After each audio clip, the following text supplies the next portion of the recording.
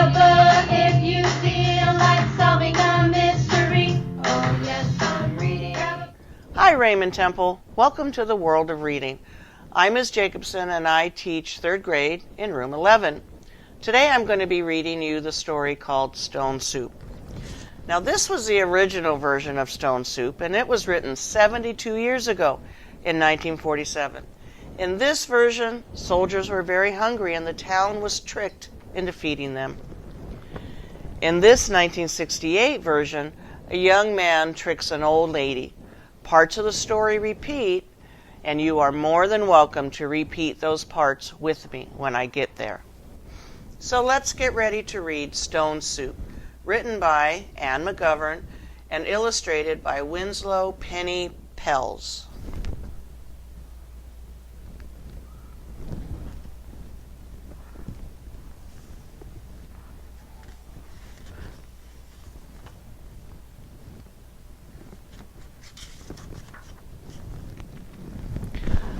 A young man was walking. He walked and he walked. He walked all night and he walked all day. He was tired and he was hungry. At last he came to a big house. "What a fine house," he said. "There will be plenty of food for me here." He knocked on the door.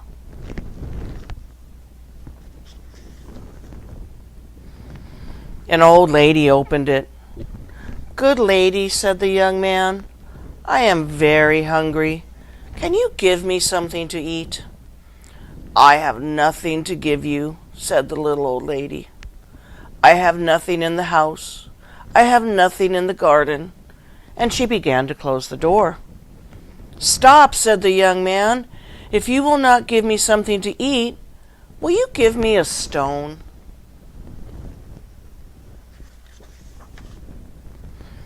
"A stone?" said the little old lady. "What will you do with a stone? You cannot eat a stone." "Ah," said the young man, "I can make soup from a stone." Now the little old lady had never heard of that. Make soup from a stone? Fancy that! "There are stones in the road," said the little old lady. The young man picked up a round gray stone. "This stone will make wonderful soup," he said. "Now get me a pot."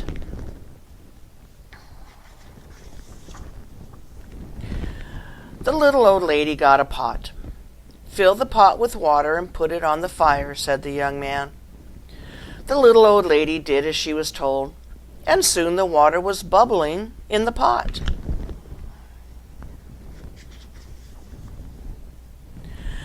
The young man put the round gray stone into the pot. "Now we will wait for the stone to cook into soup," he said. The pot bubbled and bubbled.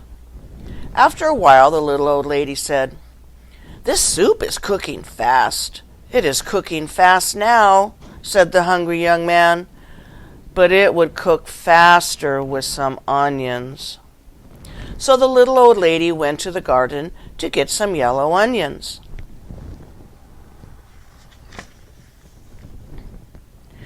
Into the pot went the yellow onions with the round gray stone. "Soup from a stone," said the little old lady. "Fancy that!" The pot bubbled and bubbled. After a while the little old lady said, "This soup smells good." "It smells good now," said the hungry young man, "but it would smell better with some carrots."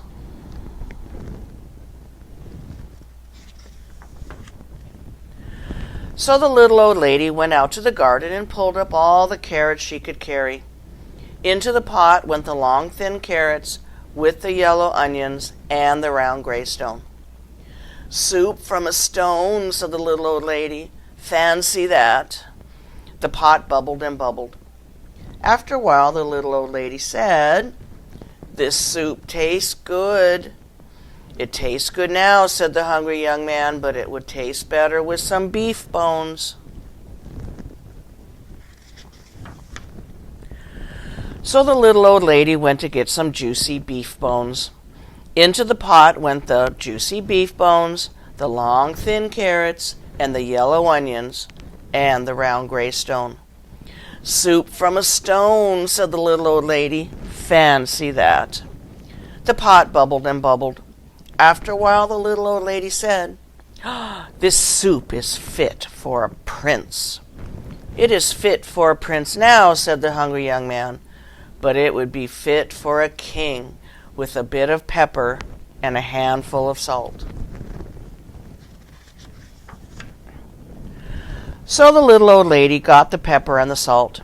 Into the pot went the bit of pepper and the handful of salt, with the juicy beef bones, and the long thin carrots, and the yellow onions, and the round gray stone. "Soup from a stone," said the little old lady. "Fancy that." The pot bubbled and bubbled.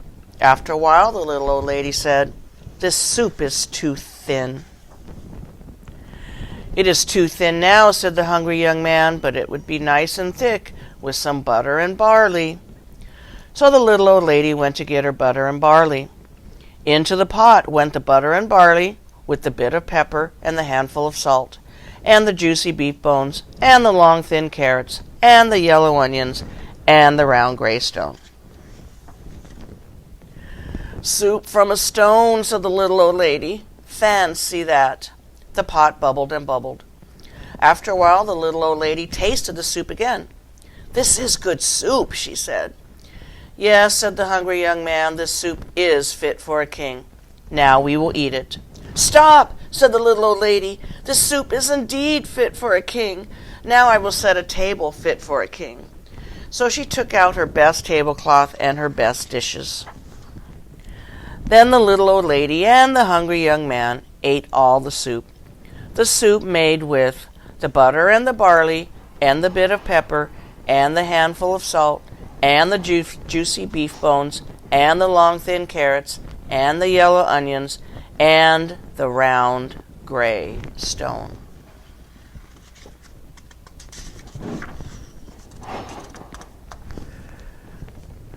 "Soup from a stone," said the little old lady. "Fancy that." "Now I must be on my way," said the young man. He took the stone out of the pot and put it into his pocket. "Why are you taking the stone?" said the little old lady. "Well," said the young man, "this stone is not cooked enough. I will have to cook it some more tomorrow." And the young man said, "Goodbye." He walked on down the road. He walked and he walked. "What a fine supper I will have tomorrow," he said to himself. "Soup from a stone. Fancy that." The end.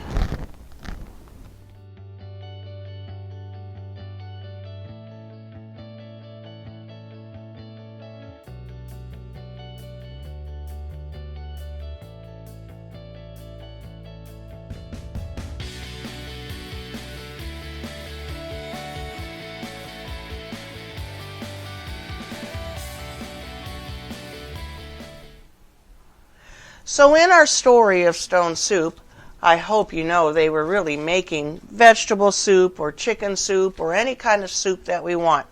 So we thought we would demonstrate how to make chicken soup. And these are my sous chefs, so they will introduce themselves. Hello, my name is Sous Chef Justin. And I'm Sous Chef Aurora. And so I'll let you know what ingredients they're going to be putting in to our crock pot. And they will show you what they're putting in, and we will make our soup. So, Sous Chef Aurora, would you put in the stone? That is the most important part. Here is the stone. And it is a real stone. Next in our story, they added carrots. So, Sous Chef Justin, would you add the carrots?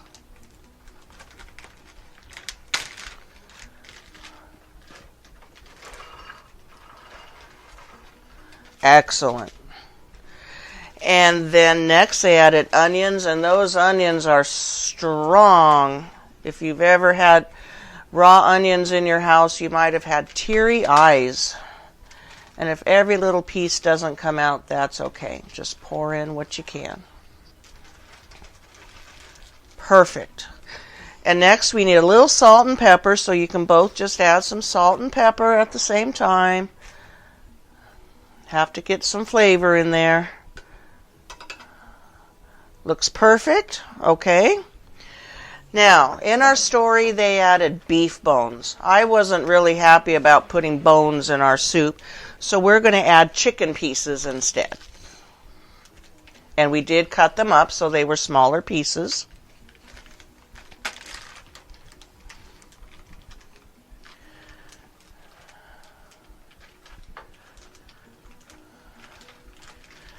Nicely done. And we're adding some extra flavor. It wasn't in our story, but we are going to add some celery. At least I don't think it was in our story. But this is celery.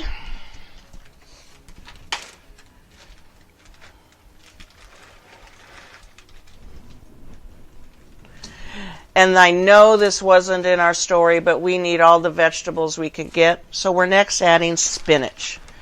It looks like a lot of spinach, but it will shrink up into a very little amount of spinach.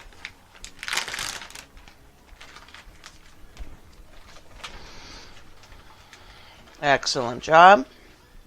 Our bowl is filling up. Oh my goodness. And next, in fact, would you get the spoon and let's just push that around. Oh, I can push that around a little bit. Okay, it's filling up a lot. So then, Aurora, would you add maybe half of those noodles? In our story, we had barley, but I couldn't find barley at the store, so we'll just add noodles instead. A little more. If it falls in, that's fine. Okay, that looks good. And then the last ingredient. They added water in our story. We're going to add more than water, so we're adding chicken stock. And so, Aurora, you can pour in your, these are 4 cups worth of chicken stock. You can add them in at the same time if you want. Hopefully we don't overflow things.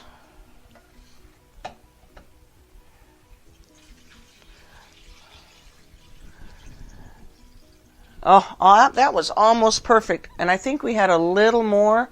So, Aurora, can you pour in just maybe a tiny bit more? All right, that looks good. One more quick stir. Tomorrow morning, we're going to put this in the teacher's lounge and cook it. And the teachers will be the judge of our creation. Wish them luck. Thanks, guys. Bye. I so love both versions of Stone Soup. It talks about working together to come up with a common goal, and if you work together, things are always easier. So keep that in mind as you are around here at Raymond Temple. Keep working together. Once again, I am Ms. Jacobsen, and this is the World of Reading. Bye!